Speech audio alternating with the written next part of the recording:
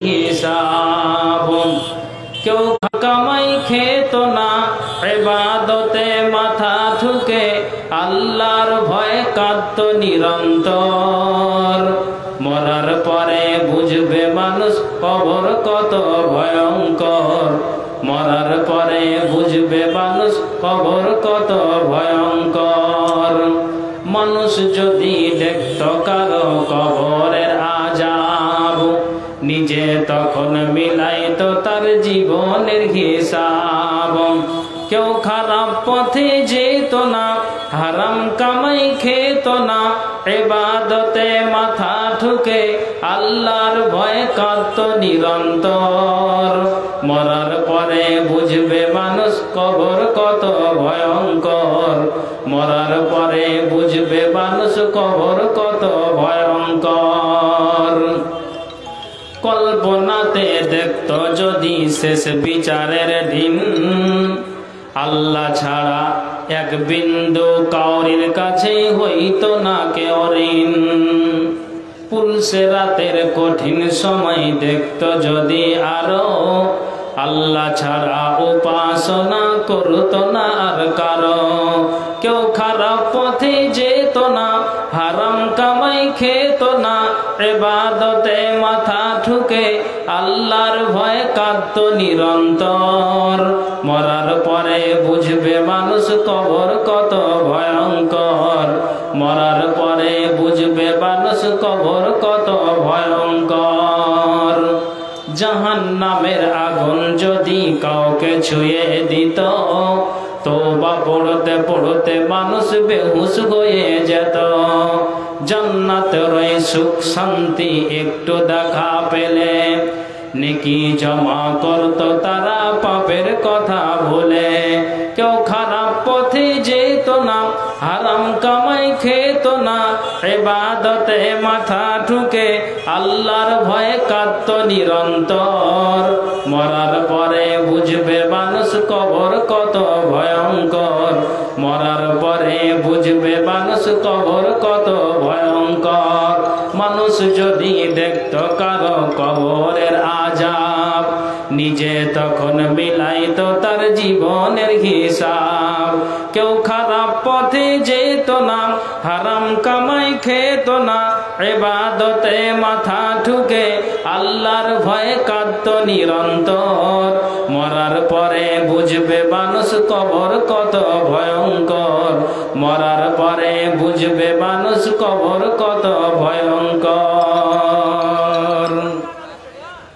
উপস্থিত কোরআন ও হাদিসের কর্ণধর ও মঞ্চে তেদারাই উপবিষ্ট যোগ্যতম সভাপতি মহাশয় এবং দূর দূরান্ত থেকে আগত তথাপি এলাকার সুপ্রিয় শ্রোতা মণ্ডলী, সর্বাগ্রে মহান স্রষ্টার কৃতজ্ঞতা জ্ঞাপন করি, যিনি আমাকে আপনাকে তিনাকে উনাকে একটি ইসলামী সভায় একত্রিত হওয়ার তৌফিক দিয়েছেন। তাই আমরা মুহাব্বতের সাথে প্রাণ খুলে উদারতা মন নিয়ে একটু সবাই বলেন তো আলহামদুলিল্লাহ। তারপরে পরে যিনি ইসলামের পথ প্রদর্শক, ইসলাম হিতাকাঙ্ক্ষী, আকাঙ্ক্ষিত দিনের ভিখারি, লাস্ট প্রফেট নবী মুহাম্মদুর রাসূলুল্লাহ, পড়ুন সাল্লাল্লাহু আলাইহি ওয়াসাল্লাম। শতকোটি দুরুদ ও সালাম বর্ষিত হোক। আল্লাহুম্মা সাল্লি আলাইহি, আল্লাহুম্মা বারিক আলাইহি। সুপ্রিয় শিক্ষিত সুধী মণ্ডলী, আমি আপনাদের সম্মুখে দুটি আয়াত এবং মর্মান্তিক নবীজির একটা হাদিস এই মাত্রই পরিবেশন করলাম। ইনশাআল্লাহ আল্লাহ তাআলা যেন আমাকে বলার, তথাপি আপনাদেরকে শ্রবণ করার এবং তার সাথে সাথে উভয়কে আল্লাহ তাআলা আমল করার তৌফিক দিন। একবার উচ্চ কণ্ঠে পড়ি আল্লাহুম্মা আমিন। বাবা ভাই, এটা দ্বীনি সভা, কোরআন এবং হাদিসের আলোচনা হবে।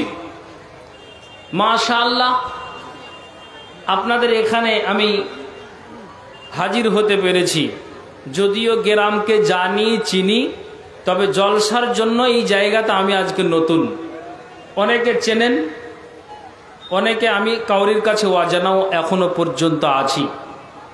তবে নতুন হতে গেলেও যে আপনাকে আমি কিছু ফালতু কথা শুনিয়ে, রংরসের কথা শুনিয়ে যে আমি এখান থেকে বিদায় নিব, এটা আমার মনে ধরেনি, আমার মনে জাগেনি। বলবো, বলার চেষ্টা করব, সেটাও কোনো ধ্যান ধারণা নেই। তবে ইনশাআল্লাহ কোরআন এবং হাদিস থেকে কিছু আলোচনা আপনাদেরকে শুনিয়ে দিতে চাইছি। শুধু আপনাদের কাছে একটু আবেদন যে আপনারা সঠিকভাবে গচ্ছিতভাবে বসুন আর আওয়াজ বন্ধ করুন। আর মা বোনদের বলবো যে এলোমেলো হয়ে না বসে, ছড়িয়ে ছিটিয়ে না বসে গচ্ছিতভাবে সুন্দরভাবে বসুন। ইনশাআল্লাহ অবশ্যই কিছু একটা পাবেন, এটা আশা করা যায়। তবে আমার মন বলছে কমিটিগণ একটু ভুল করেছে। কি ভুল করেছে বলেন তো? এই জালসার বাজারটা রাস্তায় কেন বলেন তো? সম্পূর্ণ বাজারের লোকদের আওয়াজ কানে এসে লাগছে, লাগছে না বলো না? কিছু বুঝতে পারছেন কি পারছেন না? সম্পূর্ণ কানে এসে লাগছে। জি, তো এটা একটু আমার জ্ঞানে বলছে একটু মনে হয় মিস্টেক করেছে ওনারা। আরে বাজার বসতে দা এমনি তো নিষেধ, কিন্তু তারপরেও যদি বসিয়েছে তো অন্তত কোনো একটা মানে ফাঁকা জায়গা দেখে বা এদিক ওদিক দেখে মানে করতে হতো। তো যাকগে, যেটা হয়ে গেছে কিছু করার নেই। তো যে কটা লোক সামনে বসে আছেন আপনাদেরকে আমি ভাগ্য মনে করব। চলুন আমি কিছু কথা আপনাদেরকে শুনিয়ে দিই। আল্লাহ তাআলা যেন এই শোনার পরে আমল করার তৌফিক দেন, আল্লাহুম্মা আমিন। সুপ্রিয় শ্রোতা মণ্ডলী, আল্লাহ তাআলা সূরা মুলক, এটা 67 নম্বর সূরা, 29 পারা আয়াত নাম্বার 6 আমি আপনাদের সম্মুখে পাঠ করলাম। খুব খেয়াল করে শুনবেন। আল্লাহ তাআলা বলছেন যে যেই ব্যক্তিরা কি করে, আমার সাথে কুফরি করে, অস্বীকার করে। আল্লাহ বলছেন যারা কি করে, আমাকে অস্বীকার করে, আমার সাথে হটকারী করে, কুফরি করে। ভালো করে শুনবেন, যা কিছু তাদেরকে আদেশ করা যায়, যেমন আপনাদের পিণ্ডলতলা গ্রামের জামে মসজিদের ইমাম সাপ্তাহিক আলোচনা করে। হয়তো এই সপ্তাহ আলোচনা হয়েছে জাহান্নামের ব্যাপারে, তারপরে হয়তো হয়েছে জান্নাতের ব্যাপারে, আগামীতে হয়তো নামাজের ব্যাপারে বলবেন। এই করে করে ধারাবাহিক ইমামগণ আলোচনা করে থাকেন।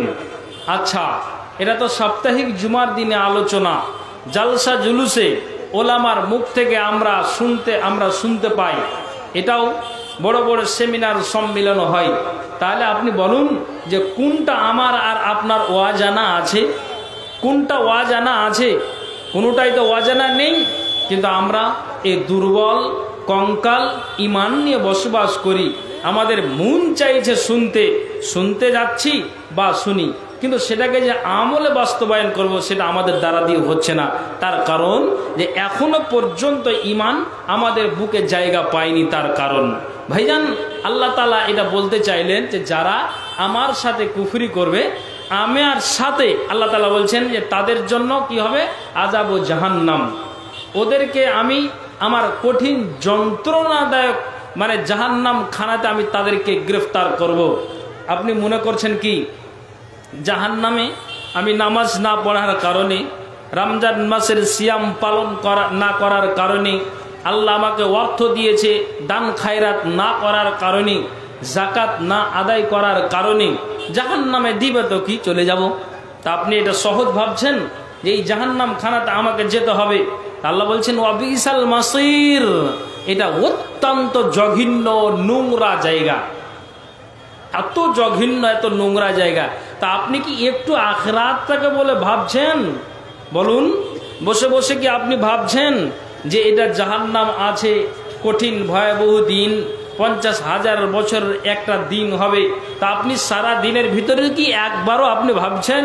আপনি বলুন, সারাদিন সকালে আপনি চললেন 7টার দিকে বাইকে করে, আপনি কোনো ব্যবসায়ী, সারাদিন তারপরে সন্ধ্যায় বাড়ি ফিরলেন, আপনি যখন অঙ্ক করছেন মাথায় আপনার হাতটা পড়ে গেল।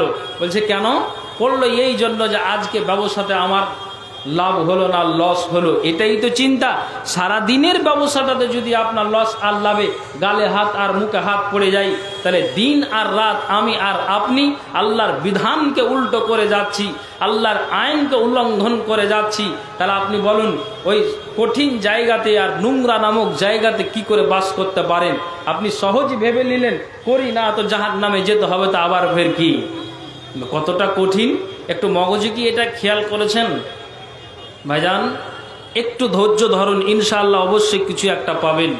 কত কঠিন, কত গভীর, একটু যদি নিজে মস্তিষ্কটাকে একটু মাথাটাকে ঘুরিয়ে পেঁচিয়ে যদি একটু ভাবি, তো অবশ্যই আমাদের ঈমান আমাদের বুকের ভিতরে জায়গা পাবে। জি, আল্লাহ তাআলা রাসূল সাল্লাল্লাহু আলাইহি ওয়াসাল্লাম তিনি একটা হাদিস বর্ণনা করছেন। আবু হুরায়রা বলছেন যে আমরা একদিন কোনো এক সময় রসুলের সাথে ছিলাম, মা রাসূলিল্লাহ সাল্লাল্লাহু আলাইহি ওয়াসাল্লাম। ভালো করে শুনবেন, ইজ সামিআ ওয়াজবাতান, হঠাৎ করে উপর থেকে একটা কোনো পতনের শব্দ শুনতে পেয়ে নবীজি তখন বললেন, কি বললেন? সাহাবীরা শোনাও, একটা যে আওয়াজ হলো, এই আওয়াজটা কিসের হলো তোমরা কি বলতে পারবে? নবীজিকে সাহাবীরা বললেন, কুল্লা আল্লাহু ওয়া রাসূলুহু আলাম। নবীজি গো, এটা কিসের আওয়াজ হলো, এটা কিসের শব্দ হলো, এটা আল্লাহ এবং আল্লাহ রসুল ভালো জানেন, আমরা বলতে পারবো না।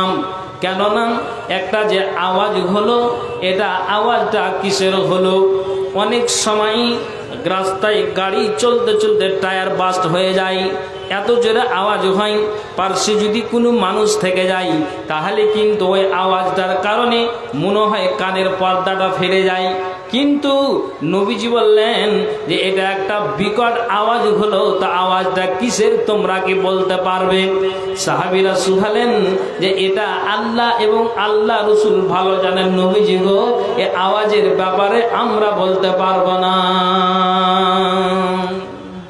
খুব খেয়াল করে শুনবেন। তখন নবীজি বললেন, এবার উত্তরটা শোনো, এটা আওয়াজ কিসের হলো? কালা হাজা হাজারুন, এটা হলো একটা পাথর, মুনজু সাবঈনা খারিফান, যেই পাথরটাকে আল্লাহ 70 বছর আগে 70 বছর পূর্বে জাহান্নাম খানাতে নিক্ষেপ করেছিলেন। আল্লাহ রসুল বলছেন এটা একটা পাথর, যেই পাথরটাকে 70 বছর আগে জাহান্নাম খানাতে নিক্ষেপ করা হয়েছে। নবীজি বললেন যেই পাথরটাকে 70 বছর আগে জাহান্নাম খানাতে নিক্ষেপ করা হয়েছে, ওই পাথরটা 70 বছর পরে জাহান্নামের তলায় গিয়ে পৌঁছেছে। তাই তোমরা এটা পাথরের আওয়াজ শুনতে পেয়েছ। সুবহানাল্লাহ। সাহাবীরা বললেন, ইয়া রাসূলুল্লাহি ইয়া হাবিবাল্লাহি, এটা একটা কত কঠিন জায়গা। এই জায়গাটাতে নবীজি গো, একটা পাথর যদি পড়তে 70 বছর লাগে আর ওই জাহান্নামের তলায় গিয়ে পৌঁছে যায়, তাহলে এই গভীর স্থলে জাহান্নাম খানাতে কোন আল্লাহর বান্দারা যাবে, কোন ব্যক্তিরা যাবে? আল্লাহ, এর আল্লাহর বান্দারা একটু চিন্তা করুন তো, আজকে আমাদের এখনো পর্যন্ত সময় আছে, এই সময়টুকু আমরা রং রসে কাটিয়ে দিই। নবীজি বলছেন দিনে তুমি 1 বার 2 বার 3 বার 4 বার করে জান্নাতকে স্মরণ করো, জাহান্নামকে স্মরণ করো, তুমি কবরকে স্মরণ করো, আল্লাহকে তুমি ভয় করো। যখন কোনো মানুষ প্রতিদিন যদি তার জাহান্নামটা চোখের সামনে ভাসে আর তার অন্তর যদি জেগে যায়, নবীজি বলছেন তার কবরটা যদি তার চোখের সামনে ভাসে, তার কবরটাকে বলে যদি ভয় হয়, আল্লাহ পাক রাসূল বলছেন মানুষ যদি দৈনিক এই জান্নাত আর জাহান্নাম কবরকে নিয়ে ভাবনা চিন্তা করে, তাহলে আল্লাহ পাক রাসূল বলছেন অটোমেটিক্যালি তার দুর্বল ঈমানটা সবল হয়ে যাবে। একবার জোরে বলুন সুবহানাল্লাহ। তাহলে একটু চিন্তা করেছেন যে কত কঠিন জায়গা, কত ভয়াবহ জায়গা। তা আমরা এগুলো গবেষণা করি না। দুনিয়া তো রং আর রস নিয়েই আমরা রঙের রসে আমরা মেতে আছি। হায়ের দুঃখের বিষয়, কোন প্ল্যাটফর্মে আমরা দাঁড়িয়ে আছি, কোন জায়গাতে দাঁড়িয়ে আছি আপনি চিন্তা করুন। আরো কত কঠিন জাহান্নামটা, কত কঠিন তা আমি আর একটু আপনাকে বুঝাচ্ছি, ভালো করে শুনবেন। ভাইজান আপনাদেরকে কি বিরক্ত লাগছে নাকি? বলছি একটু হ্যাঁ না বলেন, মাইক কথা কিন্তু আওয়াজ আসলে আমি বুঝাচ্ছি। বলছি আপনার অসুবিধা হচ্ছে কি? মাইকের আওয়াজ ঠিক আছে তো? বুঝতে অসুবিধা হচ্ছে না তো? মানে এই জন্য প্রশ্নটা করলাম যে এই যে আওয়াজগুলো আছে তার জন্য বলছি, ঠিক আছে তো? আচ্ছা এবার চলুন মা বোন ভালো করে বসে থাকুন। কত কঠিন জাহান্নামটা, কত কঠিন তা আর একটা আপনাকে শোনাচ্ছি। বলছে কারা যাবে? যারা আল্লাহর সাথে কুফরি করে তারা, যারা আল্লাহর বিধানকে অস্বীকার করে চলে তারা। তো কত কঠিন নবীজি বলছেন, وعن النعمان بن بشير رضي الله تعالى عنهما قال سمعت رسول الله صلى الله عليه وسلم يقول إن أهون أهل النار عذابا يوم القيامة لرجل يجمعه جمرتان يغلي منهما دماغه ما يرى أن أحدا أشد منه عذابا وإنه لأهوانهم عذابا মুত্তাফাকুন আলাইহি। নোমান ইবনে বাশির বলেন নবীজির মুখ থেকে আমি এই হাদিসটা শুনলাম, নবীজি এই হাদিসটাকে বর্ণনা করছেন আর আমার যেন এটা আমার কানে আসলো। উনি বললেন আল্লাহ পাকের রাসূল এই হাদিসটার বর্ণনা দিচ্ছেন আর আমি যেন এটাকে শুনলাম। নবীজি কি বলছেন? কিয়ামতের দিন সবচাইতে লঘুতর শাস্তি প্রাপ্ত ব্যক্তির শাস্তি হবে এটাই, সবচাইতে নিম্ন শ্রেণীর আযাব হবে, সবচাইতে যেটা ছোট আযাব হবে। নবীজি বলছেন কিয়ামতের দিনে সবচাইতে যেটা ছোট আযাব হবে ওই ব্যক্তিটার দুই পায়ে আপনার জন্য আগুনের দুটো আঙ্গার পরিয়ে দেওয়া হবে, জুতো পরিয়ে দেওয়া হবে। আল্লাহ পাক রাসূল বলছেন ওই আগুনের যখনই তার পায়ে দুটো আপনার জুতোকে পরিয়ে দেওয়া হবে। ওরে মায়েরা আর বোনেরা কান খুলে শুনবেন, যেমন মায়েরা ভাত রান্না করে, ভাতের পানিটা আপনার গুলমিতে গেলে কেমন টকবক করে ফুটে, নবীজি বলছেন যে যখন ওই ব্যক্তিটাকে ওই জাহান্নামে যখন দুটো আপনার আগুনের জুতাকে পরিয়ে দেওয়া হবে তখনই কিন্তু তার যেন ওই জুতা পরার আপনার বিনিময়ে যখনই পরানো হলো সঙ্গে সঙ্গে তার মাথার মগজটা টকবক টকবক করে ফুটতে থাকবে। একবার বলা যাবে নাকি এই পৃথিবীর মানব ওই জুতা পরিয়ে দেওয়ার কারণে তার আপনার মগজটা টকবক করে ফুটবে। ওই ব্যক্তি বলবেন আল্লাহ কিয়ামতের দিনে আজকে যে আমাকে আগুনের জুতা পরিয়ে দেওয়ার কারণে আমার মাথার মগজটা টকবক করে ফুটে, পৃথিবীর কোনো মানুষকে এরকম আযাব দেওয়া হয়নি যতটা আমাকে এত বড় আযাব দেওয়া হয়েছে, এত বড় শাস্তি দেওয়া হয়েছে।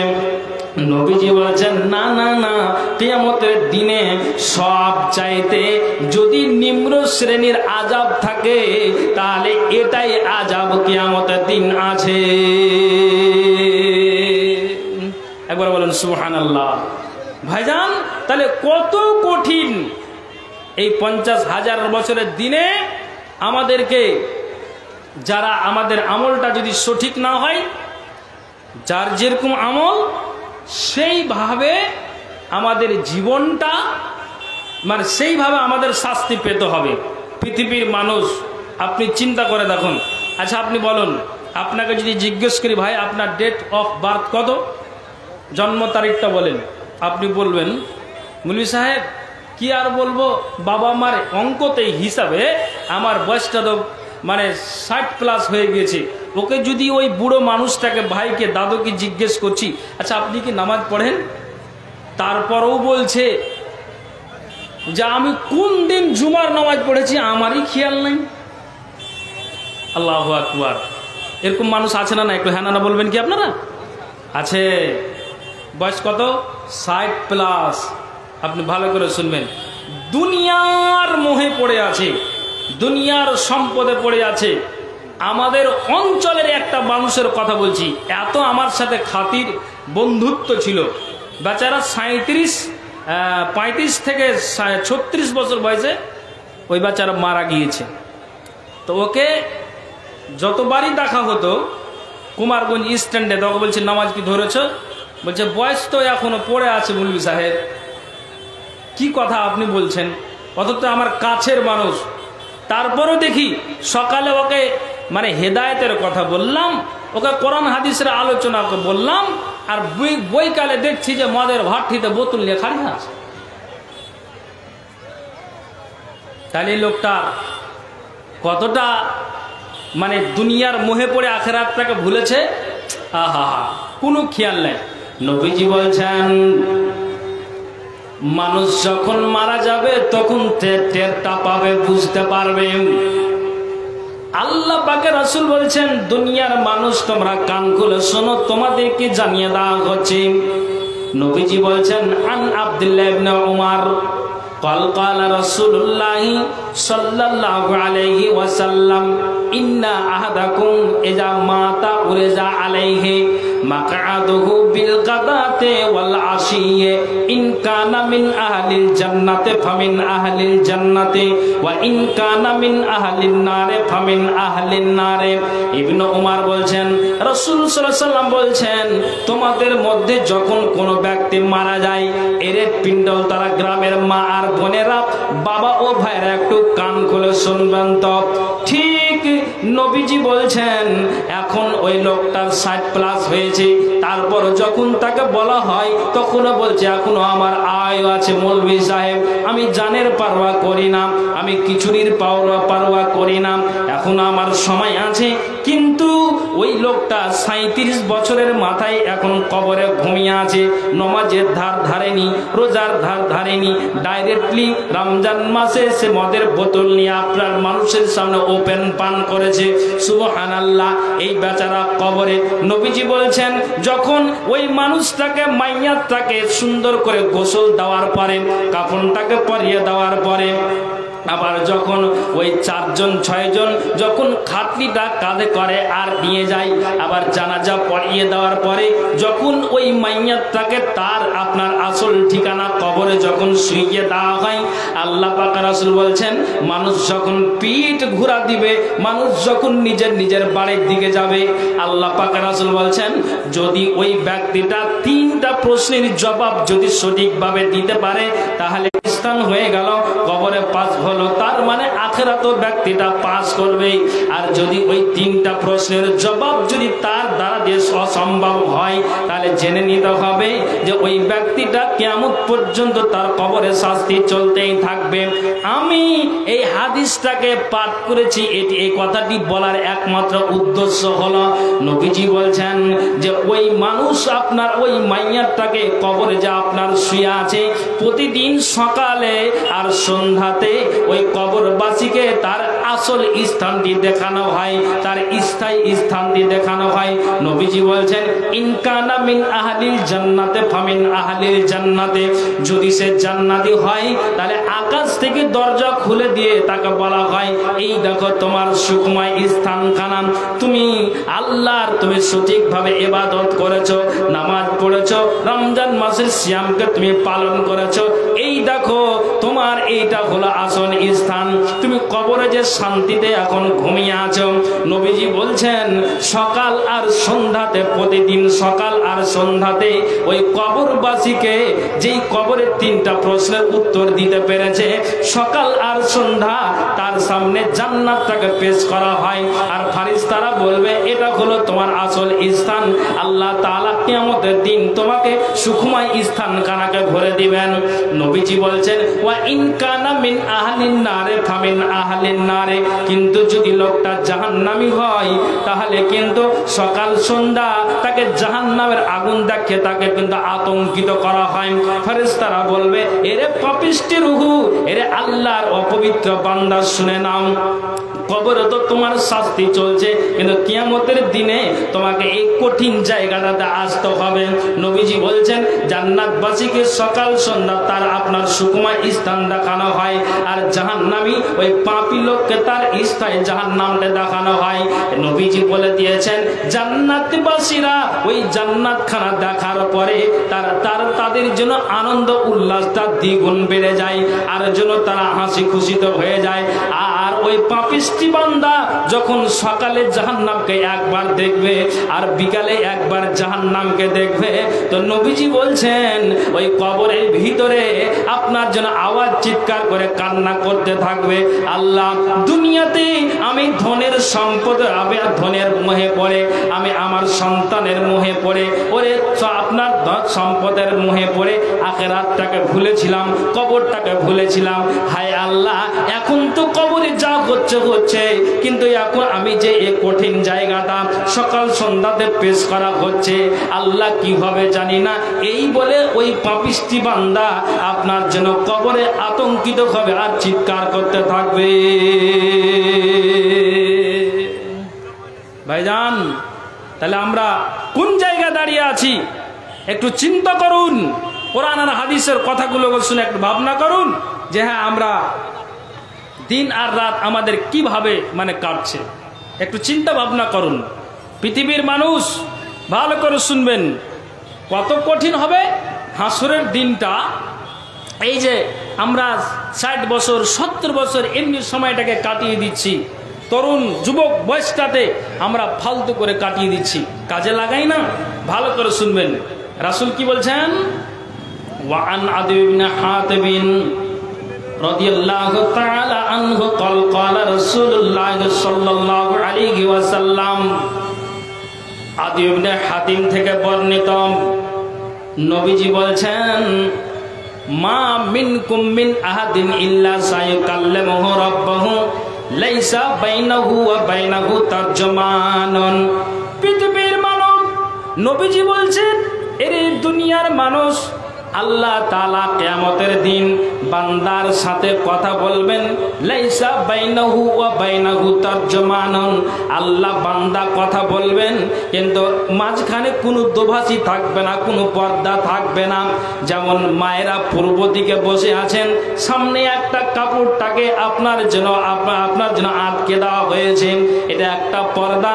কিন্তু নবীজি বলছেন আল্লাহ বান্দা কথা বলবেন, কিন্তু মাঝখানে কোনো দোভাষী থাকবে না, পর্দা থাকবে না। নবীজি বলছেন ওই আপনার জন্য আল্লাহর সাথে যে কথা বলা বলি হবে, মাঝখানে যে পর্দা থাকবে না। এখন আমি আপনাকে বলছি, নবীজি বলছেন ওই ব্যক্তিটা ফায়ানজুরু আইমানা মিনহু ফালা ইয়ারা ইল্লা মা কাদ্দামা।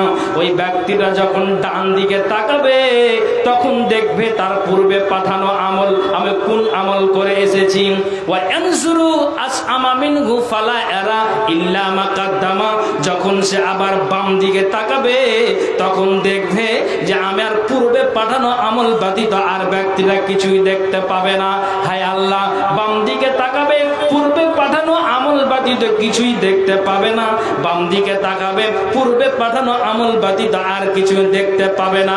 নবীজি বলছেন ওয়ায়ানজুরু বাইনা ইয়াদাইহি ফালা ইয়ারা ইল্লান নারা। আর যখন সামনের দিকে তাকাবে, দেখবে জাহান্নামের আগুন। ডান দিকে তাকাবে, তার আমল দেখতে পাবে। বাম দিকে তাকাবে, তার আমল দেখতে পাবে।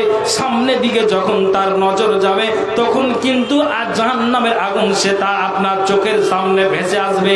এই জন্য নবীজি বলে দিয়েছেন ওয়ালাউ বিশিক্কে তামারাতিন, খেজুরের টুকরার বিনিময় হলো তোমরা জাহান্নামের আগুন থেকে বাঁচার চেষ্টা করো। ভাইজান, সেদিন টেরটা পাবেন যে আমি কি আমল করে এসেছি, কি আমল করে এসেছি, সেদিন আপনি বুঝতে পারবেন। এখন আমার রং আর রসের জীবনটা কাটছে। আচ্ছা আপনি বলুন, একটা কথা আপনাদের বলি। কি কথা?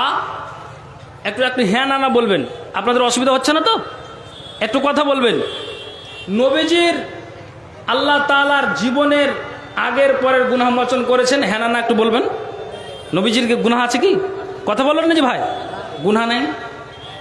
কোনোদিন নবীজি মিথ্যা কথা বলেছেন? একটু বলেন, বলেননি? আচ্ছা আপনি কথা বলেন, নেকি আছে আপনার। মানুষকে ধোঁকা দিয়েছেন আল্লাহ রসুল? দেননি। সৎ মানুষ, নিখুঁত, নির্ভেজাল তিনি নবী মুহাম্মদুর রাসূলুল্লাহ সাল্লাল্লাহু। আম্বিয়া একরামেরা এসেছিলেন, নবী রাসূলেরা এসেছিলেন, অগ্রপশ্য জীবনের গুনাহ আল্লাহ তাআলা মোচন করে দিয়েছেন। একটা হাদিস মনে আসলো, বুঝতে পারলেন? এই জন্য এই কথাটা বলছি। দেখেন, এত কঠিন হাসর ময়দান হবে আর জাহান্নামের জায়গাটা হবে, তারপরে কিন্তু আমাদের ভাবনা নেই তো।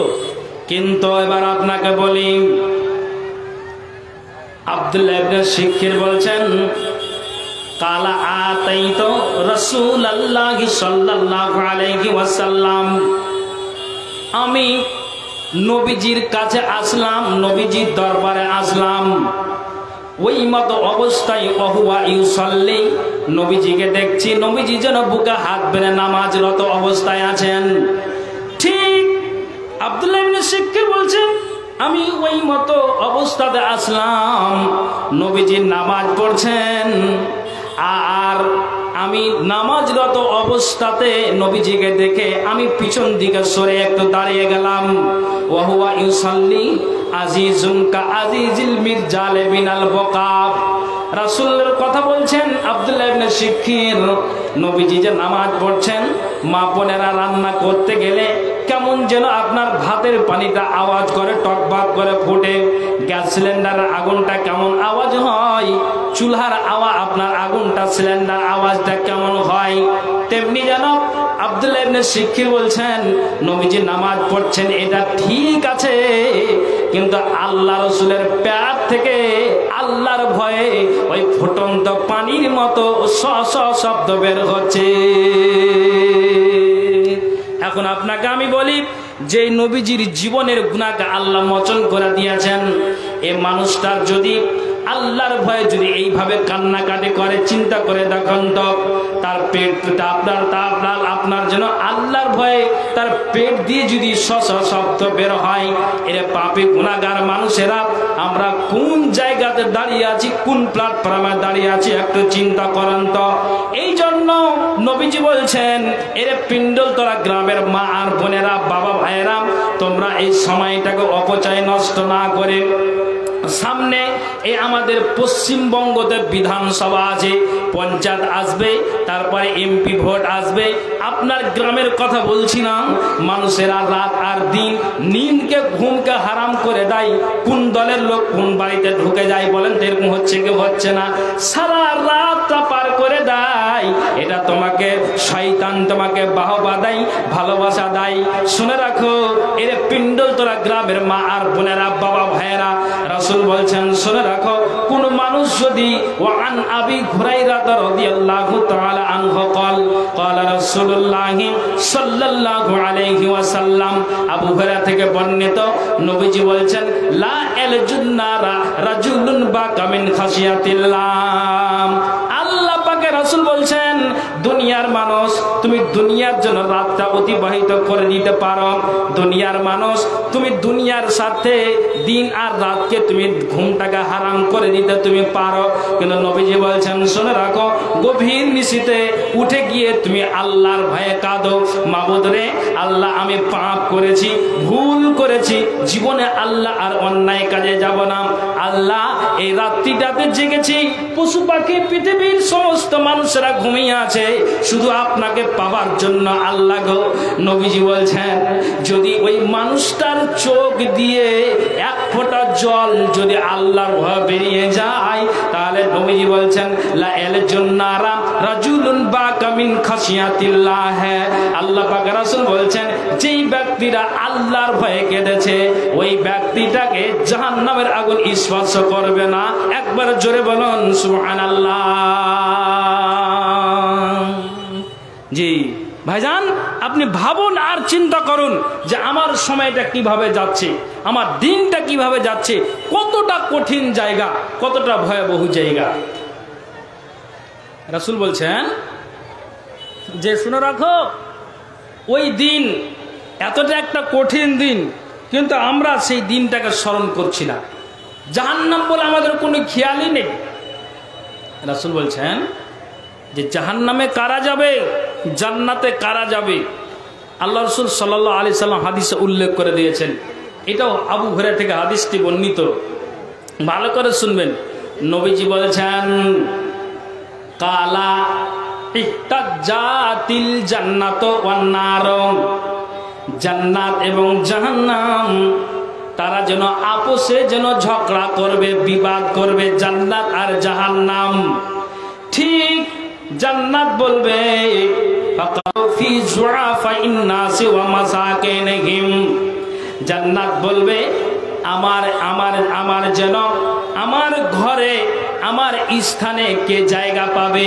যারা নম্র মানুষ, যারা ভদ্র মানুষ, যারা পরহেজগার মানুষ, যারা দিনদার মানুষ, আল্লাহ ভীরুতা তাকওয়া অবলম্বন করে চলে, এক কথাই সরল আপনার জন্য সরল সিধা ভাবে চলে। দুনিয়াতে মানুষটাকে দেখলেই বোঝা যায় যে একটা ভদ্র মানুষ। নবীজি বলছেন যে ওই জান্নাতে নম্র আপনার জন্য ভদ্র মানুষ, নম্র মানুষ, এক কথায় পরহেজগার দিনদার মানুষেরা আল্লাহর জান্নাতে প্রবেশ করবে। আর জাহান্নাম বলছে শুনে রাখো, আমার কাছে কে আসবে? ফিল জাব্বারুনা ওয়াল মুতাকাব্বিরুন, আমার কাছে আসবে কারা?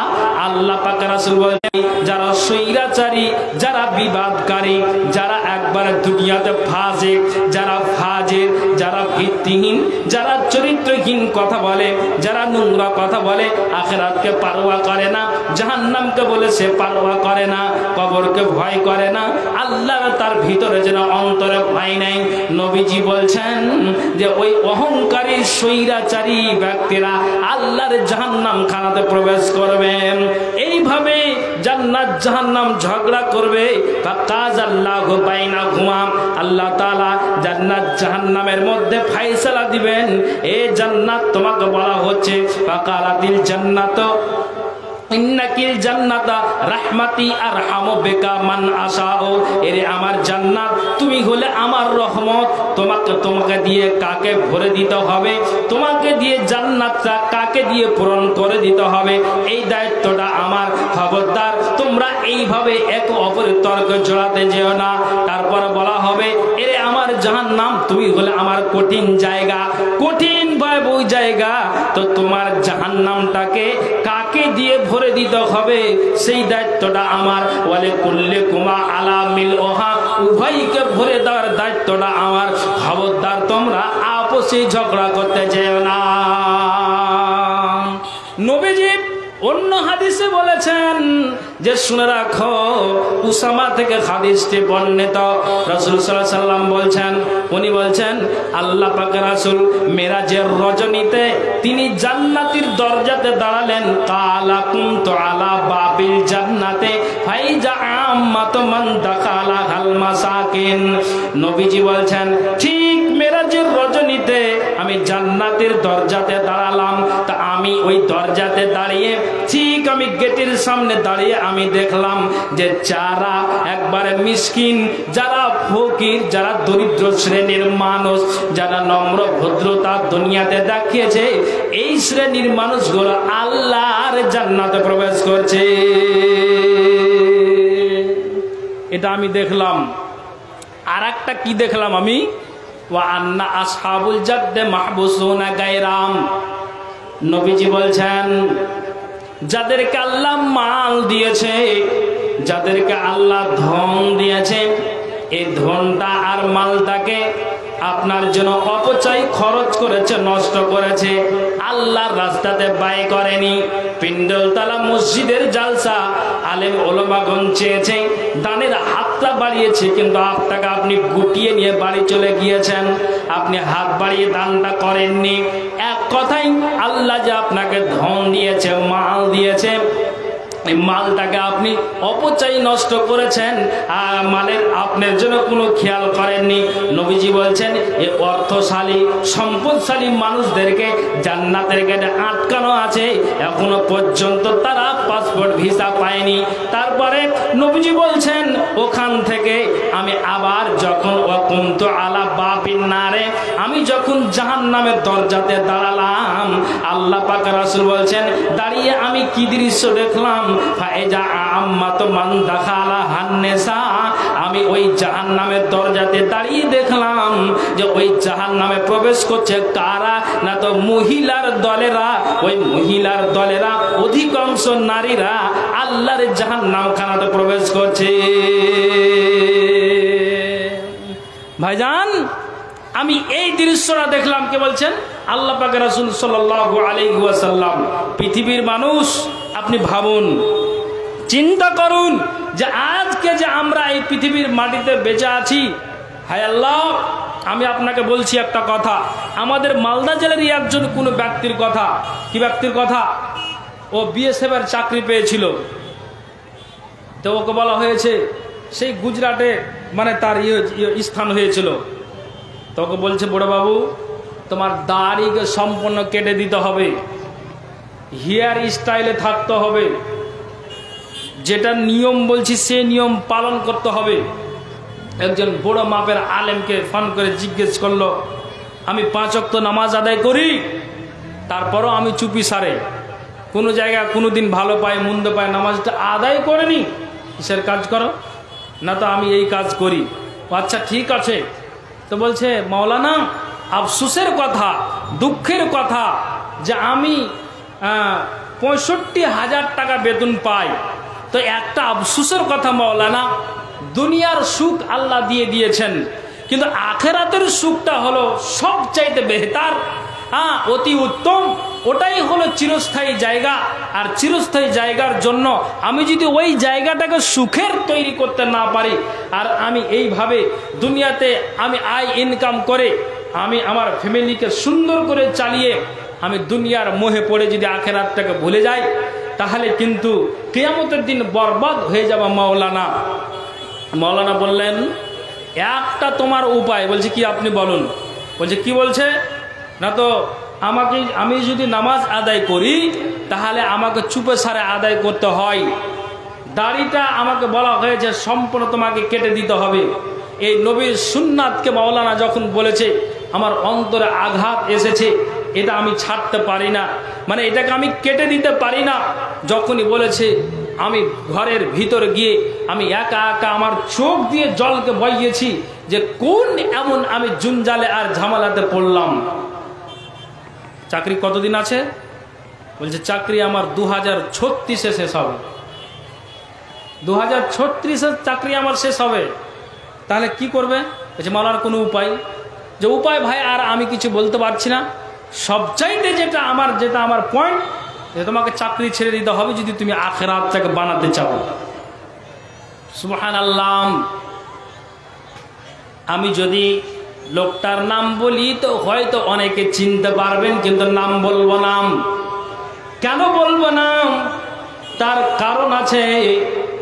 এবার আপনাকে বলি, ওই মানুষটা আখিরাতটাকে তৈরি করার জন্য, জাহান্নাম থেকে বাঁচার জন্য, কবরে যেন সুখের জায়গা সুখময় স্থানখানা থাকবে তার জন্য, কবরটা যেন আমার সুখের হয় তার জন্য, আখিরাতটা যেন আমার সুখের হয় তার জন্য ওই বেচারা চাকরি ছেড়ে এখন বর্তমানে আপনার হাজিদেরকে হজ্জের তরে নিয়ে যাচ্ছে। একবার বলেন সুবহানাল্লাহ। দুনিয়াতে ভালো মানুষ আছে, ভালো মানুষ আছে। বলছে মাওলানা আমি ছেড়ে দিয়েছি এই কারণে যে আমি আখিরাত বরবাদ করতে চাই না। তাহলে আপনি চিন্তা করে দেখেন তো। জি, এই জন্য কবি কি বলেছেন? ঈমানের পথে অবিচল থেকে আমার মরণ যেন হয়, ঈমানের পথে অবিচল থেকে আমার মরণ যেন হয়। তোমারই কাছে মিনতি আমার, তোমারই কাছে মিনতি আমার, ও গো দয়াময়, ঈমানের পথে অবিচল থেকে আমার মরণ যেন হয়, ঈমানের পথে অবিচল থেকে আমার মরণ যেন হয়। ভাইজান ভালো করে শুনবেন, আবু মুসা থেকে হাদিসটি বর্ণিত। নবীজি বলছেন কালা ইহতারাকা বাইতুন বিল মদিনাতে আলা আহলিহি মিনাল লাইলে। মদিনার কোন একজন কাউরির গৃহে, কোন একজন পরিবারের বাড়িতে আগুন লেগে সব কিছু পুড়ে ছারখার হয়ে যায়। হাদিসটা বুখারী মুসলিমে আছে। ভালো করে শুনবেন যে মদিনার মাটিতে কোনো একজন বাড়িতে, কোনো একজন পরিবারের যে বাড়িতে আগুনটা লেগেছিল সব কিছু আপনার রাতে আগুন লেগে পুড়ে ছারখার হয়ে গেছে। এটা গল্প নয়, হাদিস বলছি। তো ঠিক যখন আপনার যে পুড়ে ছারখার হয়েছে, হাদিসটা কি বলছেন?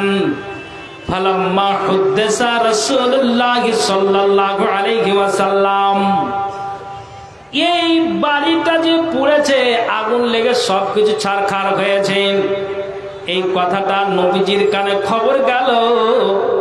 নবীজি যেন এই খবরটা তিনি কানে পেলেন, শুনতে পেলেন। এবার নবীজি জবাব দিলেন, এরে সাহাবীরা শোনো, ক্বালা ইন্না হাযিহিন নার আদুউল লাকুম, যে আগুনটা ওই বাড়িটাকে পুড়ে আপনার তহস নহস করে দিয়েছে, বাড়ির বিন্দু মাত্র কিছু বেঁচে নাই, আগুনে সব কিছু ছারখার হয়ে গিয়েছে। নবীজি বলছেন, এ আগুন হলো তোমাদের দুশমন, এ আগুন হলো তোমাদের শত্রু। কাজে আল্লাহ পাক রাসূল বললেন, সাহাবীরা শোনো, যখন তোমরা ঈশা নামাজ পড়ার পরে ঘুমাতে যাবে, তখন তোমরা নিজে থেকে ওই জাহান্নামের আগুন থেকে, তোমরা ওই আগুন থেকে তোমাদের আত্মাকে বাঁচার চেষ্টা করো। কেননা কিয়ামতের দিনে ওই ভয়াবহ কঠিন জায়গাতে ওই দুশমন নামের আগুনে যদি আমার আমল ঠিক না হয়, তাহলে যেমন এই বাড়িটা পুড়ে ছারখার হয়েছে, কিয়ামতের দিনে আমিও পুড়ে কয়লা হয়ে যাব। সুবহানাল্লাহ। ভাইজান, চিন্তা করে দেখেছেন আমরা কোন জায়গাতে দাঁড়িয়ে আছি গো? আল্লাহ পাকের রাসূল মা আয়েশার কামরাতে তিনি নামাজ আদায় করছেন। তিনি দৈনিক এই দোয়াটা তিনি 100 বার পাঠ করতেন, 100 বার দোয়াটা পাঠ করতেন। আশা করি জানা আছে, কিন্তু বললে আপনাদের স্মরণে চলে আসবে। আর দোয়াটা কি বলবো আপনারা একটু বলেন তো। এই সামনের মানুষেরা হাতটা উঁচান তো, কারা কারা শুনবেন? তা 1000 টাকা দেন তো দেখি। যা, এবারে শেষ। আচ্ছা, বলবো কি বলেন? আচ্ছা, এবার শুনেন তো। ঠিক মা আয়েশার কামরাতে তিনি মনে মনে একটু আওয়াজ দিয়ে, মানে কিন্তু মা আয়েশা শুনতে পাচ্ছেন, কি বলছেন তিনি, মানে দোয়াটা পাঠ করছেন কি, আল্লাহুম্মা হাসিবনি হিসাবান ইয়াসীরা, আল্লাহুম্মা হাসিবনি হিসাবান ইয়াসীরা, আল্লাহুম্মা হাসিবনি হিসাবান ইয়াসীরা। মা আয়েশা খুব চালাক মেয়ে ছিলেন। কুলতো ইয়া রাসূলুল্লাহ মাল হিসাবুল ইয়াসীর, নবীজি গো, সহজ হিসাবটা কি? আপনি এই দৈনিক দোয়াটাকে 100 বার করে আপনি পাঠ করেন। ঠিক হাদিসের ভাষায় পাওয়া যায়, বিদ্বান আলমগণ বলেছেন, যখন এই মা আয়েশা এই কথাটা জিজ্ঞেস করলেন, নবীজির চোখ দিয়ে জল বয়ে গেল। আয়েশা রে, তুমি শোনো, কিয়ামতের দিনটা এত কঠিন দিন হবে, এত ভয়াবহ দিন হবে, এত মারাত্মক দিন হবে। আয়েশা, তুমি শুনে রাখো, প্রশ্নটা করা মাত্রই আমার বুক ফেটে কান্না চলে আসছে। আয়েশা, কেননা শুনে রাখো, কিয়ামতের দিন পিণ্ডলতলা গ্রামের কোনো মা আর বাবার কোনো ভাইয়ের যে হিসাবটাকে আপনার পঙ্খানুপঙ্খ রূপে পাই করে যাচাই বাছাই করে খুঁটিনাটি করে যদি হিসাবটা নাই, আয়েশা তুমি শুনে রাখো, কিয়ামতের দিনে যার হিসাবটাকে একবারে খুবই বিস্তারিত করে না হবে, ওই ব্যক্তিটা কিয়ামতের দিন ধ্বংস হবে। আর যার হিসাবটাকে সহজভাবে নিয়ে ছেড়ে দেওয়া হবে, সে নিশ্চিত আপনার তার প্রতিফলটা ভালো আছে। আমি নবী মুহাম্মদ সাল্লাল্লাহু আলাইহি ওয়াসাল্লাম তিনি বলছেন, আমি আল্লাহর কাছে দৈনিক 100 বার দোয়াটা পাঠ করার পরে আমি আল্লাহকে বলছি, আল্লাহ, জাহান্নামের জায়গাটা এত কঠিন জায়গা, আল্লাহ গো, পুলসারাতের জায়গাটা এত কঠিন জায়গা, আল্লাহ গো, যেই দিন ডান হাতে আর বাম হাতে আমলনামা আসবে, ওটা একটা কঠিন জায়গা। এ আল্লাহ, হাসরের ময়দানে আল্লাহ গো, 50,000 বছরের দিনে আমার উম্মতেরা আপনার জন্য কাতারে সারিবদ্ধ হয়ে দাঁড়িয়ে থাকবে, এত একটা কঠিন দিন। হায় আল্লাহ, নবীজি বলছেন, আয়েশা রে, গুনার কারণে কাউরির টাকনু পর্যন্ত, কাউরির হাঁটু পর্যন্ত, কাউরির কোমর পর্যন্ত, কাউরির বুক পর্যন্ত, গলা পর্যন্ত।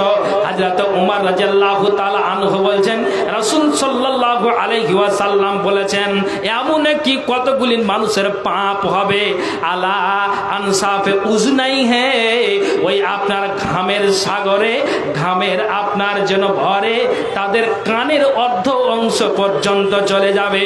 আমি আয়েশা আল্লাহর কাছে দৈনিক এই দোয়াটাকে 100 বার পাঠ করি, আমি আল্লাহকে বলি, আল্লাহ গো তুমি নবী মুহাম্মদের পক্ষ থেকে কিয়ামতের দিন সহজ হিসাবটা নিও। একবার জোরে বলেন সুবহানাল্লাহ। হ্যাঁ বুঝেছি বুঝেছি। সাদিকুল ইসলাম 1000 টাকা। ভাইজান একটু চিন্তা করুন, একটু চিন্তা করুন। 9:30 পর্যন্ত টাইম তো। হ্যাঁ বলেন বলেন, ঠিক আছে, আমার ওইটা মাথায় আছে। আচ্ছা এটা এখানে আছে, এখানে তাড়াতাড়ি বলেন, না তো লাইন কাটিয়ে যাবে। আচ্ছা বলেন। ভাই আমরা মসজিদের উন্নতিকরণের আলোচনা করেছি, জালসাটা এমন হতে পারে মেঝে করা বা প্লাস্টার করা বা মাস্টার, এটা নয় আমাদের। আমাদের দোতলা কাজ করতে হবে, লোক ধরছে না, সমস্যা হচ্ছে। আমাদের দোতলা কাজ একবার আরম্ভ করতে হবে, আর নিচে তারা কমপ্লিট আছে। যাই হোক আপনাদের কাছে আমরা ভালোভাবে একটা সহযোগিতা চাইছি যে আপনারা একটা মোটা কিছু দাম দেন, সিমেন্ট বালু পাথর যে যেরকম পারবেন একটু দিয়ে সহযোগিতা করেন, যাতে আমাদের জালসার উপরে আমাদের সব কিছু হয়ে যায়। আপনারা একটা মোট করে একটা দাম খেলা করবেন আপনারা, এটাই আমাদের অনুরোধ মসজিদ কমিটি থেকে। ধান ফান যে যা পারবেন দেবেন আর কি, ভালো পাঠা ছেড়ে যা। ভাইজান আমি এটা বন্ধ করে দেন, আমি দুটো হাদিস বলবো। এই যে মাওলানা বাবজি বললেন, আমার ওটা খেয়াল আছে, অবশ্যই খেয়াল আছে, বললে তার ভালো হলো। আচ্ছা আপনারা কি বিরক্ত হচ্ছেন কি? তো শুনেন, আমি দুটো হাদিস বলুন, দুটো হাদিস বলে আমি মূল উদ্দেশ্য দিকে যাব। দুটো হাদিস কি একটু খেয়াল করে শুনবেন। কথাটা আমি বুঝাতে চাইছি, নবীজিকে যখন জিজ্ঞেস করা হলো যে সাল্লাল্লাহু আলাইহি ওয়াসাল্লাম আন আকসারি মা ইদখুলুন নাসাল জান্নাত ইয়া রাসূলুল্লাহ, আল্লাহ পাকের রাসূল আপনি বলেন তো সর্বাধিক পরিমাণে কোন বস্তু আল্লাহর জান্নাতে নিয়ে যাবে, কোন বস্তু?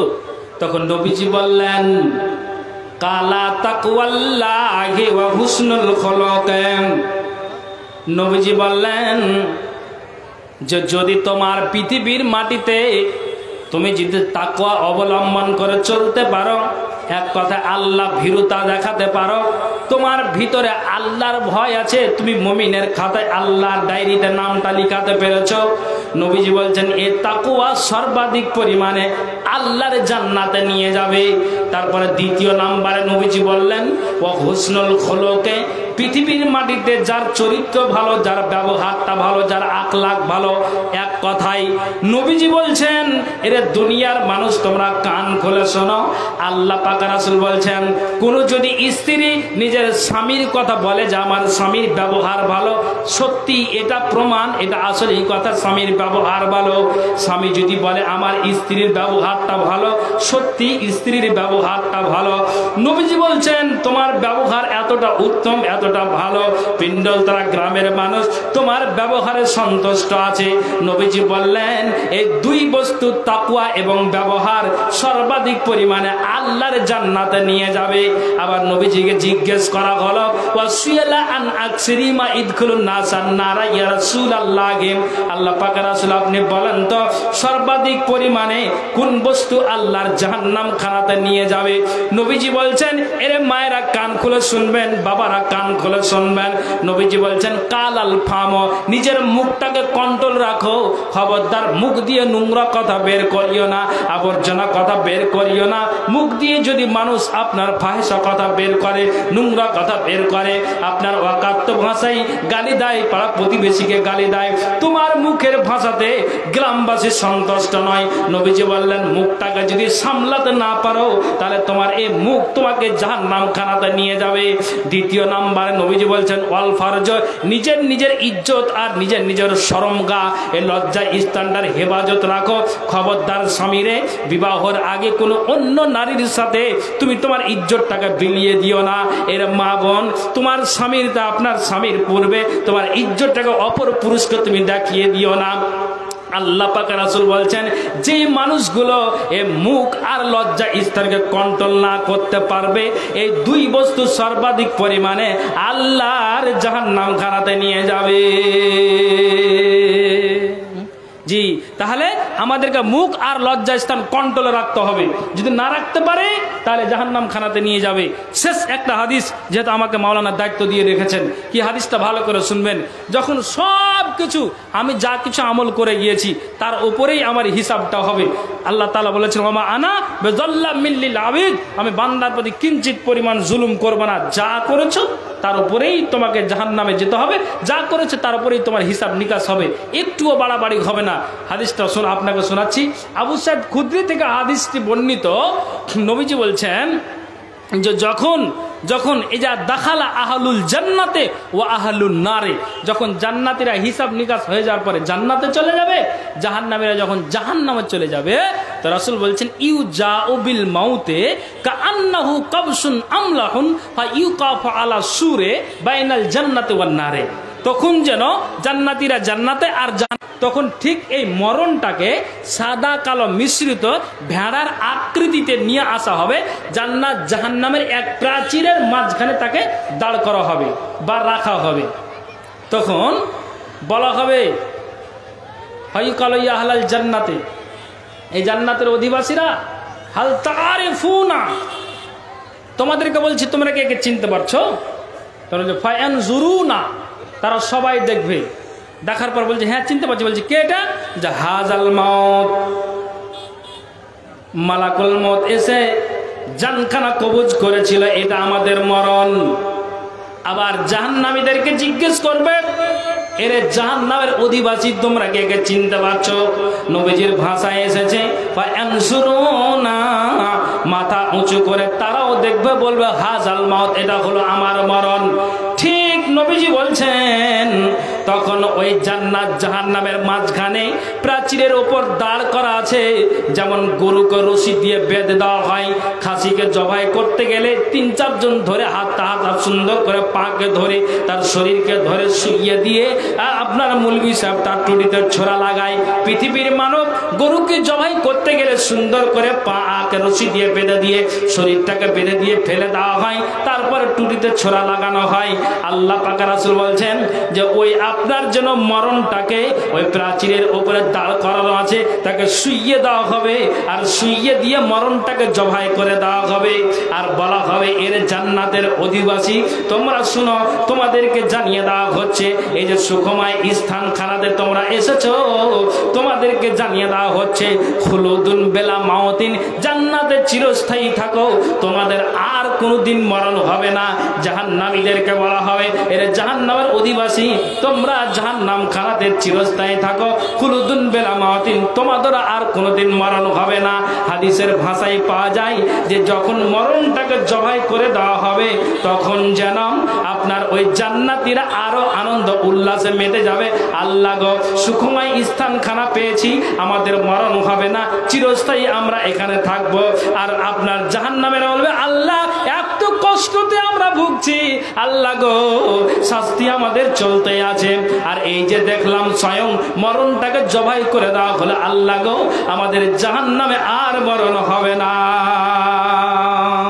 হাদিসে এসেছে তারা আরো আতঙ্কগ্রস্ত হয়ে যাবে, আরো যেন তারা যেন চিন্তাধারা হয়ে যাবে, সুবহানাল্লাহ। আর বলা হবে চিরস্থায়ী এই জায়গাতে থাকো। ভাইজান তবে এখানে আমরা যারা এখানে বসে আছি, আমি বাবা ভাইদেরকে বলতে চাইছি, বলেন তো কারা কারা আমরা জাহান্নামে যাব না? একটু হাতটা উঁচু করেন তো দেখি, লিল্লাহে তাকবীর। আমরা কারা কারা জাহান্নামে যাব না বলুন? জান্নাতের কথা বলিনি, বলছি যে আমরা কারা জাহান্নামে যাব না। আমরা কি সবাই জাহান্নামে যাব বলুন? না জাহান্নামে যেতে চাই না, এটাই তো। আমরা কারা যেতে চাই না জাহান্নামে? একটা হাতটা উঁচু করে দেখান, হাতটা উঁচু করুন, লিল্লাহে তাকবীর, মাশাআল্লাহ। বাকি যে মাঝে মাঝে হাতটা নিচে আছে, তার মানে এরা আশা করছে যে জাহান্নামে যাব নাকি? হায় হায় হায়, কি আফসোস কি বাত হে ভাই। বলুন, আমি আপনাদেরকে বলতে চাইছি আমরা জাহান্নামে যাব না, জান্নাত যেতে চাইছি, সুখময় যেতে চাইছি, এটাই আমাদের আশা। ঠিক আছে, তো যারা আমরা জাহান্নামে যাব না, সবাই এটা আমাদের আশা যে না আমরা জাহান্নামে যাব না। অনেক কিছু কথা আছে ভাই, শুধু বললেই হয় না, যা কিছু বলা হচ্ছে শোনার পর আমলটাই যে সবচাইতে মূল্যবান। আমরা আমলও পরিণত করতে পারি, আমাদের প্রতিফল ভালো আছে, নচেত নাই। আমি আপনাদেরকে বলতে চাইছি আমরা জাহান্নামে যাব না। আলহামদুলিল্লাহ, আমি এদের ভিতরে আমি অন্তত 10টা কলম দেখতে চাইছি। কোন আল্লাহর বান্দা আছেন যে মাওলানা আমি জাহান্নামে যাব না, তার জন্য আমি আপনাকে আপনার হাতে দিচ্ছি আর দোয়া চাইছি, মাওলানা আপনি এই টাকাটা নেন। 10টা কলম, যেহেতু নবীজি আশারে মুবাশশারা, তিনি বলেছেন এরা জান্নাতে যাবে। সর্বপ্রথম আবু বকর নামটা উল্লেখ করা হয়েছে। তা আপনারা যারা এখানে বসে আছেন, আমি একজনকে আবু বকরের মতো দেখতে চাইছি। বলুন। সাদিকুল ইসলাম ফোনপে 5,000 টাকা দিয়েছেন। মহিদুর 500 টাকা শামসি থেকে পাঠিয়েছে। বেনামি 1000 টাকা পাঠিয়েছে। আচ্ছা ঠিক আছে, তো যা হোক একজন 5000। তো ভাইজান আপনাদেরকে বলতে চাইছি, এই যে হাদিসগুলো বর্ণনা করলাম, আপনারা শুধু শুনলেন। স্টেজে ওলামাগণ বসে আছেন, ওনারা ভালোভাবে জানেন। বিশেষ করে আমার অভিজ্ঞতাতে আমার ভাই মানে আমার ভাই তো হবে না, দাদাও হবে উনি, তো মানে খুব সুপরিচিত এবং কাছের মানুষ। আমরা বললি না, ওনার হাদিস ও কোরআনের যথেষ্ট আল্লাহ তাআলা ওনাকে জ্ঞান দিয়েছেন। আমি জানি আমার অভিজ্ঞতাতে, আপনাদেরই গ্রামেরই, আপনাদেরই দেশের ছেলে ইকরামুল ভাই সাহেব, ওনাকে চিনেন না আপনারা? আপনাদের গ্রামের নয় ইকরামুল ভাই? বাড়িতে আছে মনে হয় উনি। তো যাই হোক, তো ইকরামুল ভাই এই যে বর্ণনাটা দিলাম, এসে থাকলে উনি হয়তো জানতে পারবেন যে হ্যাঁ ঠিক এই হাদিসের বর্ণনা হলো। আলেম ওলামাগণ আমরা জানি, কিন্তু আমি বলতে চাইছি যে আপনাদের চাইতে যারা আলেম ওলামা ভালো করে জানেন। তো ভাইজান উনি একজন খুব গভীর জ্ঞানের আলেম। এই যে বর্ণনাগুলো দিলাম উনি ভালোভাবে বুঝতে পেরেছেন। তাই আমি বলছি যে অন্তত 10টা কলম, আমি 1,000 টাকা চাইছি একজনের কাছে। কোন আল্লাহর বান্দা আছেন? আপনি বলবেন মাওলানা আমার তো দেওয়ার যোগ্যতা 5,000 আছে, আপনি এটা স্টেজে নিয়ে আসুন, ইনশাআল্লাহ ওটা দিবেন। আপনার জন্য আমার খাস করে একটা দোয়া থাকবে। কিন্তু আমি 10টা কলমকে আমি দেখতে চাইছি কোন আল্লাহর বান্দা আছেন যে 1,000 টাকা আপনারা দিবেন এই মসজিদের জন্য। এখানে যতজন আছে 10 জনের, এতজনের ভিতরে 10 জনকে চাইছি। আর মা বোন যার আলহামদুলিল্লাহ মোহাম্মদ ইব্রাহিম উনি 5 বস্তা সিমেন্ট দিয়েছেন। আল্লাহ তুমি এ দানকে সাথে গ্রহণ করো। কিন্তু সর্বপ্রথম 1,000 টাকা আমার কাছে এসেছে ভাই, আমি আরো 9 জনকে চাই। যদি আপনার টাকার অসুবিধা হয় ধানগুলো লিখান। বললেন যে মসজিদের কাজ আছে, রড সিমেন্ট বালি পাথর এগুলোরও দরকার আছে, আপনি সিমেন্ট লেখান, রডগুলো লেখান, বালি পাথর লিখান। আপনি এক টলে না দিতে পারলে 2 জন আপনারা কি করেন, ভাগে হয়ে আপনার অর্ধেক করে করে এক টলি আপনারা দান করুন। ভাইজান আল্লাহ আপনাকে মানে ধন সম্পদ দিয়েছে, আল্লাহর রাস্তাতে আপনি ব্যয় করুন। পৃথিবীর মানুষ আমি আপনাদেরকে এটাই বোঝাতে চাইছি, একটু আল্লাহর হস্তে আসুন। আপনার সিমেন্ট দিয়ে হোক, ধান দিয়ে হোক, আপনার কি বলে যে টাকা দিয়ে হলো এই মসজিদকে মুক্ত হস্তে একটু আল্লাহর হস্তে দান করুন। একটু আসুন, একটু আল্লাহর হস্তে। কোন আল্লাহর বান্দা আছেন যে হ্যাঁ আমি দিচ্ছি? মা বোন ও বাবা ভাই আপনাদেরকে বলছি, মা বোন আপনাদেরকে বলছি, অন্তত কোন আমার আল্লাহওয়ালি হ্যাঁ আল্লাহর মানে খাঁটি বান্দি কে আছেন যে 1,000 টাকা এই মসজিদের নামে দিতে পারবেন? বলে মাওলানা এখন নেই, তো আপনি লিখিয়ে দেন। আপনি লিখিয়ে দিবেন, আপনি ওটাকে কালকে সকালে দিবেন কি 1 সপ্তাহে পরে আপনি দিবেন, সেটা আপনি মনে করে আপনি অবশ্যই দিয়ে দিবেন। কিন্তু আমি আপনাদেরকে যে বলছি 1,000 টাকা সর্বপ্রথম একজন ভাই আমার দিয়েছে। উনি বলেছেন আমি জাহান্নাম যেতে চাই না, জান্নাত যেতে চাইছি, মাওলানা একটু দোয়া করে দিন। কিন্তু আর 9টা কলম বাকি আছে, সিমেন্ট হোক, ধান হোক, আর টাকা দিয়ে হোক, একটু আল্লাহর হস্তে 10টা কলম পূরণ করেন। ইনশাআল্লাহ আপনার জন্য খাস করে দোয়া করব, আল্লাহ তাআলা আপনার দানকে কবুল করবেন। কে আছেন বলুন? মা বোন আপনাদেরকে বলছি, ওই যে চাদরগুলো ঘুরছে, অবশ্যই চাদরে আপনারা অবশ্যই মানে ওই চাদরের দানগুলো পাঠান। আপনাদেরকে বলছি একটা আল্লাহর হস্তে বলুন, কে আছেন আল্লাহর হস্তে 2 বস্তা 1 বস্তা করে সিমেন্ট দিয়ে হলো আপনি এই মসজিদকে একটু সহযোগিতা করুন। বাঁধা করি সোনা দিয়ে আল্লাহ 200 টাকা আল্লাহ দান দিয়েছে। এই দানকে আল্লাহ তুমি সাদরে গ্রহণ করো। যে আশা দান দিয়েছে মনের বাসনা উদ্দেশ্য আল্লাহ তুমি পূরণ করো। আমিন সুম্মা আমিন বিরহমাতিকা ইয়া আরহামার রাহিমিন। না থাক, ওটা ওষুধ না, ওটা ভয় একটু। তো একটু আল্লাহর রাস্তা আসুন, আল্লাহর রাস্তায়। যে আমার ভাইয়ের কথা বলছিলাম, ইনি চলে এসছেন, হ্যাঁ আপনারা চিনেন অবশ্যই। বলছে আসুন ভাই, 500 দিয়ে হলো, 1000 দিয়ে হলো, একটু এই মসজিদকে সহযোগিতা করো। আল্লাহ বলছেন এরে বান্দারা কারা মসজিদ আবাদ করবে? মাশাআল্লাহ আলহামদুলিল্লাহ। বেনামিতে আল্লাহ গো 3000 টাকা আল্লাহর হস্তে আল্লাহ দান দিয়েছে। আল্লাহ তুমি এ দানকে সাদরে গ্রহণ করো। যে আশা দান দিয়েছে মনের বাসনা মনের উদ্দেশ্য আল্লাহ তুমি পূরণ করো। বুড়ো হয়ে গেল তবু সাদ এর মনে, আহা দুনিয়া না ছাড়িল কোনজনে। গেল আদম গেল হাওয়া গেল নবী শীষ নহু মুসা গেল আর নবী ইদ্রিস, এরা যদি নহে রইল দুনিয়া মাঝারে, তবে তুমি চলো কেন আত্ম অহংকারে। গর্ব করে বাঁচার আশা করলো কতজনে, আহা এ দুনিয়া না ছাড়িল কোনজনে। লোকমান হাকিম জানো বড় বুদ্ধিমান, ছাড়িয়া চলিয়া গেলেন দুনিয়া জাহান। এই মতো কত শত বড় বুদ্ধিমান, না পারে করিতে পূর্ণ আশা আরমান। এরা যদি নহে রইল দুনিয়া মাজারে, তবে তুমি চলো কেন আত্ম অহংকারে। গর্ব করে বাঁচার আশা করলো কতজনে, আহা এ দুনিয়া না ছাড়িল কোনজনে। কারণ সাদ্দাত ছিল বড় নামদার, জোগাড় করিয়াছিল ধনের সম্ভার। বড়াই করিয়াছিল 2 দুরাচার, সদাই থাকিবে বটে দুনিয়া মাঝার। থাকিল না বাঁচিল না ধনের গরমে, ছাড়িয়া যাইত হলো নীরব আসনে। বহু কেউ ত্যাগ নাহি করিল জীবনে। জি ওই একটা বাচ্চা ছেলে উনি আচ্ছা গো 400 টাকা আল্লাহ দান দিয়েছে। দান আল্লাহ তুমি সাদরে গ্রহণ করো। যে আশা দান দিয়েছে মনের বাসনা উদ্দেশ্য আল্লাহ তুমি পূরণ করো। আমিন সুম্মা আমিন বিরহমাতিকা ইয়া রহমান রহিম। 5 বস্তা কার আপনার কম হয়ে গেল নাকি দাদা? ঠিক আছে। হ্যাঁ আব্দুর রশিদ মন্ডল উনি 5 বস্তা সিমেন্ট দিয়েছেন। দাদু সবই ঠিক আছে, আপনি একটা বস্তা বাড়ান। আল্লাহ আকাশ জমিনকে 6 দিনে সৃষ্টি করেছে, মাশাআল্লাহ তিনি 6 বস্তা দিলেন। হ্যাঁ আল্লাহ আল্লাহ আল্লাহ তাআলা বলছেন ফিসিত্তাত আইয়াম, আকাশ জমিনকে আল্লাহ তাআলা 6 দিনে সৃষ্টি করেছেন। উনি 5 বস্তা দিয়েছিলেন। দাবি করলেন যে আশা দিয়েছে উদ্দেশ্য মনের বাসনাকে আল্লাহ তুমি পূরণ করো। আমিন সুম্মা আমিন বিরহমাতিকা ইয়া আর রহমান রহিম। ভাইজান আপনাদেরকে বলছি কোন আল্লাহর বান্দা আছেন একটা বস্তা সিমেন্ট দিয়ে মসজিদকে সহযোগিতা করবেন? সামনে যারা বসে আছেন কি কেউ? একজন হাতটা উঁচু করুন তো দেখি যে আমি দিচ্ছি। কে আছেন বলুন, বলুন একটু আল্লাহ রাস্তা বলুন। ভাইজান বলুন কোন আল্লাহর বান্দা আছেন অন্তত একটা বস্তা সিমেন্ট? আপনাদেরকে বলছি সুন্নাতি দানগুলো একটু দেওয়ার চেষ্টা করুন না। সুন্নাতি দান বলতে নাকের কানের হাতের পায়ের সোনা চাঁদি, এই যে দান, এই দান রাসূল যখন ঈদের ময়দানে বলেছিলেন ওই সাহাবিয়া নারীরা নাকের কানের খুলে খুলে দিয়েছিলেন যে আমি মেরাজ রজনীতে দেখে আসলাম যে মহিলারা বেশি জাহান্নামী। তখন ওই নারীরা আপনার নাকের কান খুলে খুলে দিতে লেগেছিলেন।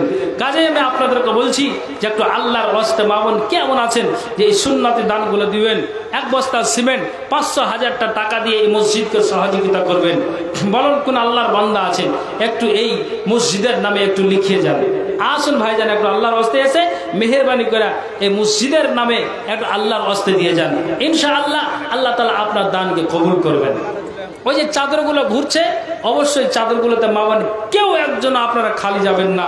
অবশ্যই চাদরে যতটুকু আছে আল্লাহ বলছেন কি লা ইন শাকারতুম লা আযিদান্নাকুম ওয়া লা ইন কাফারতুম ইন্না আযাবি লাশাদীদ। আল্লাহ বলছেন আমি তোমাকে যা দিয়েছি এতে থেকে তুমি আল্লাহর শুকরিয়া আদায় করো, আল্লাহর কৃতজ্ঞতা জ্ঞাপন করো, আল্লাহর প্রশংসা করো। যদি অকৃতজ্ঞ হও ইন্না আযাবি লাশাদীদ, আমার আযাব বড় কঠিন, সেই আযাবে তোমাকে গ্রেফতার করা হবে। অতএব আল্লাহ যা দিয়েছে আমি যেন শুকরিয়া আদায় করি। আল্লাহ তুমি যথেষ্ট দিয়েছো, মাশাআল্লাহ আলহামদুলিল্লাহ, আল্লাহর শুকরিয়া আদায় করি যে আল্লাহ তুমি আমাকে যা দিয়েছো ভালোই দিয়েছো। আল্লাহ তাআলা বলছেন যা দিয়েছি এতে থেকেই তুমি আল্লাহর রাস্তাতে আল্লাহর রাহে আল্লাহর রাস্তায় তুমি দান খায়রাত করো। অতএব মা বোন বাবা ভাই এই মসজিদের নামে আল্লাহর রাস্তায় একটু মুক্ত হস্তে দান না করুন। একটা বস্তা সিমেন্ট দিয়ে হলো আমি আল্লাহর কোনো বান্দিকে দেখতে চাইছি এই মসজিদের জন্য। আল্লাহ বলছেন মসজিদ বানাবে কারা, মসজিদ আবাদ করবে কারা? তা আল্লাহ তাআলা সূরা তাওবার 18 নম্বর আয়াতে উল্লেখ করেছেন যে মসজিদ কারা বানাবে, মসজিদ আবাদ করবে কারা? তো তাদের গুণ আছে। কি বলছেন? ইন্নামা ইয়ামুরু মাসাজিদাল্লাহি মান আমানা বিল্লাহি ওয়াল ইয়াউমিল আখির ওয়া আকামাস সালাতা وآتى الزكاة ولم يخش إلا الله فعسى أولئك أن يكونوا من المهتدين আল্লাহ বলছেন এই গুণ যার ভিতরে থাকবে মান আমানা বিল্লাহি ওয়াল ইয়াউমিল আখিরে ওয়া আকামাস সালাতা ওয়া আতাজ যাকাতা ওয়া লাম ইয়াখশা ইল্লাল্লাহ। আপনার নামটা তফিজুল পিন্ডলতলা। আচ্ছা, এক বস্তা সিমেন্ট, হ্যাঁ ঠিক আছে, এক বস্তা সিমেন্ট তফিজুল ভাই আল্লাহ দান দিয়েছে। দানকে আল্লাহ তুমি সাদরে গ্রহণ করো। যে আশা দান দিয়েছে মনের বাসনা উদ্দেশ্য আল্লাহ তুমি পূরণ করো। আমিন সুম্মা আমিন বিরহমাতিকা ইয়া রহমান রাহিমিন। আসুন আসুন মায়েরা বোনেরা, কাউকে কি পাওয়া যাবে না অন্তত 500 বা 1000টা টাকা? কোনো মহিলাকে কি পাবো না? না এ মাসের লক্ষ্মীর ভান্ডার ঢুকে নিগে কাউকে কি পাবো না? ইনশাআল্লাহ পাবো। কোনো বাচ্চা ছেলের হাতে যদি আপনি দিয়ে পাঠিয়ে দেন, আমি খাস করে ওই মায়ের জন্য আমি দোয়া রাখবো। এটা আপনাকে স্মরণ করে দোয়া ইনশাআল্লাহ রাখবো। তবে কোনো মা কোনো বোন যদি দরদি থাকেন তাহলে আল্লাহর ওয়াস্তে আপনি এটা লিখিয়ে দেন, বা নগদ থাকলে আপনি সেটাও হাজির করেন। একটু আসুন আল্লাহর ওয়াস্তে মেহেরবানি করে এই মসজিদের জন্য। হ্যাঁ বলুন। কোনখানে? ওই যেখানে বক্তার আছে। আচ্ছা, মানে মেয়ে মানুষ নাকি? একটা বাচ্চা হারিয়ে আছে। কার বাচ্চা? কান্নাকাটি করছে। তো বাচ্চাটা ওই মসজিদে জমা আছে যেখানে বক্তারা আছেন। তো ওখানে গিয়ে বক্তাকে কিছু টাকা দিয়ে ছুটিয়ে এলে আসেন, না তো চালান হয়ে যাবে। হ্যাঁ, একটু যান দয়া করে। কার বাচ্চা? দয়া কেন করব? মানে ও তো ভাবছে যে আমি মানে বাচ্চা আমার হারিয়ে গিয়েছে। তো যান, খোঁজটা দিয়ে দিলাম যে ওই জায়গাটাতে মসজিদে যেখানে মানে আমার ভাইয়েরা মানে বক্তাদের জায়গা করেছেন আল্লাহর ঘরে, ওখানে বর্তমানে এখন আছে। হ্যাঁ, কার বাচ্চা গিয়ে নিয়ে আসেন, কান্নাকাটি করছে। তো চলুন মা বোন একটু আল্লাহর রাস্তা আসুন। বাবা ভাই মেহেরবানি করে মসজিদের নামে একটু আল্লাহর রাস্তা দেন। নবীজি বলছেন কি, কালাম মামবানা মসজিদান লিয়াযকুরাল্লাহ ফীহি বুনিয়া লাহু বাইতান ফিল জান্নাহ। নবীজি বলছেন কোন ব্যক্তি যদি আল্লাহর ঘর মসজিদকে জিকির আজকারের জন্য, আল্লাহর ইবাদতের জন্য যদি বানিয়ে দিতে পারে, যদি আল্লাহর ইবাদতের জন্য স্ত্রী ওই পাড়া মৃত্যু বাহাদুরের স্ত্রী 1 বস্তা সিমেন্ট আল্লাহ দান দিয়েছে। মৃত্যু বাহাদুরের স্ত্রী আল্লাহ গো 1 বস্তা সিমেন্ট আল্লাহ দান দিয়েছে। আল্লাহ যে আশা দান দিয়েছে মনের বাসনা উদ্দেশ্য আল্লাহ তুই পূরণ করো। আল্লাহ জানি না কি উদ্দেশ্য দিয়েছে, ইন্নাহু আলিমুম বিজাতিস সুদূর। আল্লাহ তুমি অন্তর্যামী, সারা পৃথিবীর আল্লাহ তুমি খবর রাখনেওয়ালা। আল্লাহ আমি জানি না, যদি আমি নাম ভুলে যাই তার আল্লাহ তোমার খাতাতে নাম লেখা আছে। আল্লাহ গো যে আশা দান নিয়েছে মনের বাসনা উদ্দেশ্য আল্লাহ তুমি পূরণ করো। আল্লাহ সে মায়ের আল্লাহ তুমি কি করো, 5 ওয়াক্ত নামাজ পড়ার তৌফিক দান করো। হে আল্লাহ তুমি ইমানে আমানে তাকে বাঁচিয়ে রাখো। মরার সময় আল্লাহ তুমি কালেমার তৌফিক দিও। আমিন সুম্মা আমিন বিরহমাতিকা ইয়া রহমান রাহিমিন। আসুন বেনামিতে আর একজন ভাই আমার আল্লাহ গো 500 টাকা দিয়েছে। দানকে আল্লাহ তুমি সাদরে গ্রহণ করো। যে আশা দান দিয়েছে মনের বাসনা উদ্দেশ্য আল্লাহ তুমি পূরণ করো। আমিন সুম্মা আমিন বিরহমাতিকা ইয়া রহমান রাহিমিন। 500 টাকা দিয়েছে আল্লাহ, এই দানকে আল্লাহ তুমি সাদরে গ্রহণ করো। আল্লাহ কি উদ্দেশ্য দিয়েছে আল্লাহ আমি জানি না, আল্লাহ তুমি ভালো জানো। অতএব আল্লাহ তুমি এই দানকে সাদরে গ্রহণ করো। হে আল্লাহ আরব ভাইরা দিয়েছেন 1000কে 3000, 2000, 1000 করে সিমেন্ট। আল্লাহ সকলের দানকে আল্লাহ তুমি কবুল করো। হে আল্লাহ তুমি আমাদের সকলের ইবাদতকে আল্লাহ তুমি কবুল করো, মঞ্জুর করো। নইলে আল্লাহ ভয়াবহ কঠিন দিনে আমরা বরবাদ হয়ে যাবো আল্লাহ গো। তাই আল্লাহ তুমি আমাদের কবুল ইবাদতকে কবুল না করলে আমরা কিন্তু সেই দিন হয়রান হয়ে যাব, পেরেশান হয়ে যাব। অতএব আল্লাহ তুমি আমাদের ইবাদতকে আল্লাহ তুমি কবুল করো, আমাদের ঈমানকে আল্লাহ তুমি বৃদ্ধি করো। আমিন সুম্মা আমিন বিরহমাতিকা ইয়া আরহামার রাহিমিন। ভাইজান একটু আল্লাহর রাস্তা আসুন, মেহেরবানি করে একটু তাড়াতাড়ি করে আসুন। কে এটা দিলে ভাই? আপনার নাম? আব্দুল সালাম। আর 500 টাকা দেওয়া যাবে না জি ভাই? হ্যাঁ ভাই শুনেন শুনেন, আর 500 লিখিয়ে দেন, পরে দিয়ে দেবেন লেখা। আচ্ছা এটা এটা শুনেন, 1000 চাইছি দাদু আমার, লেখেন, পরে দিয়ে দেবেন, আপনি দিয়ে দেন। কি নাম ভাই আপনার? আব্দুল সালাম, ভালো ছেলে। লগত দিয়ে দিবেন নাকি? দিয়ে দেন। আচ্ছা লিখে দেন। 1000 টাকা দিয়েছেন, 500 টাকা নগদে, 500 টাকা বাকিতে আল্লাহ 1000 টাকা করিয়েছে দান। দান অনুপাতে আল্লাহ নেকি যেন পান। মিটাও আল্লাহ তুমি মনের আরমান, আমিন আমিন। জি বলেন।